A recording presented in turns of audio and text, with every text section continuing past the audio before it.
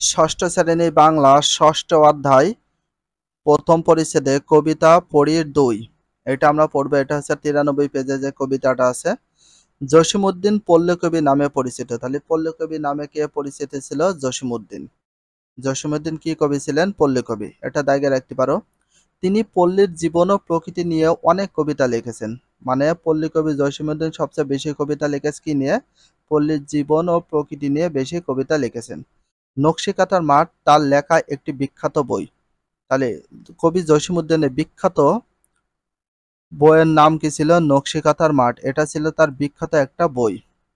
নিচের কবিতা তার হাসু নামের কবিতা বই থেকে নেওয়া হয়েছে। নিচের যে কবিতাটা লেখা হয়েছে এই যে আমার বাড়ি, এটা কি কবিতা থেকে নেওয়া হয়েছে? হাসু নামে কবিতা থেকে নেওয়া হয়েছে। এখন প্রশ্ন করা যেতে পারে, আমার বাড়ি কবিতাটি কি কবিতা থেকে নেওয়া হয়েছে? হাসু নামে। হাসু নামের কবিতা থেকে কোন কবিতা নেওয়া হয়েছে? আমার বাড়ি। এখন প্রশ্ন হচ্ছে পল্লী কবি কাকে বলা হয়? জসীমউদ্দীন। আবার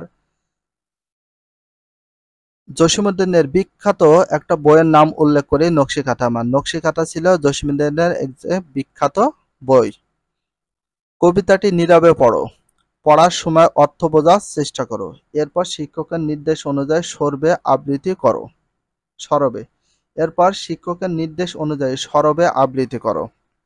আমার বাড়ি কবিতাটি কি বোঝাতে চেয়েছে সেটাও কিন্তু তোমাদের জানতে হবে। তো আমরা সর্বপ্রথম অর্থ বোঝার চেষ্টা করব।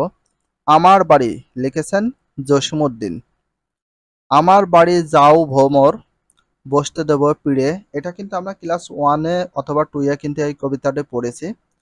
আমার বাড়ি যাও ভোমর, বসতে দেব পিড়ে, জল পান যে করতে দেব শালি ধানের চিড়ে। শালি ধানের চিড়ে দেব ভিন্নি ধানের খই, বাড়ির গাছে কবরী কলা, গামছা বাঁধা দই। আম কাঁঠালের বনের ধারে শুয়ো আঁচল পাতি,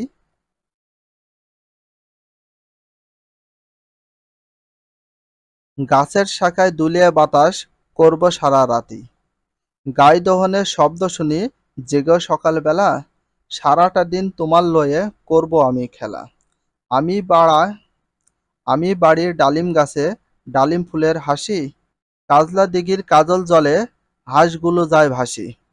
আমার বাড়ি যায়ও ভোমর, এই বরাবর পথ, মরি ফুলের গন্ধ শুকে থামিও তব রথ। রথ মানে পথ। সাহিত্য পড়ে লিখি শিখি, এটা অধ্যায়ের নাম। শব্দের অর্থগুলো জেনে নি। আঁচল শাড়ির শেষ ভাগ, তব তোমার, কবরী কলা মানে দেশি জাতের কলা, পিড়ে মানে কাঠের তৈরি ছোট বা নিচু আসন, কাজলা দিঘি মানে যে দিঘির পানি দেখতে কালো মনে হয়, বিন্নি ধান মানে ধানের নাম, গাই দহন মানে গরুর দুধ দোয়ানো, ভোমর মানে ভোমর মধুপায়ী এক রকম পোকা, গামছা বাঁধা দই মানে জমাট দই, মৌরি ফুল মানে ফুলের নাম, জলপান মানে হালকা নাস্তা, রথ মানে এক ধরনের বাহন, শালি ধান মানে ধানের নাম। আমার বাড়ি কবিতাটি নিয়ে আলোচনা করলাম। যদি ভিডিওটা ভালো লাগে চ্যানেল হলে সাবস্ক্রাইব, পেজ হলে ফলো করে দিও এবং নেক্সট ভিডিও পাওয়ার জন্য বেল আইকনটা অবশ্যই অল করে রাখবে এবং তার সাথে একটা লাইক এবং একটা কমেন্ট করে দিও। If you love this video please subscribe my channel, like, comment, share, hit the bell icon for getting next video. So everyone take care. Love you. Allah Hafiz. Bye bye.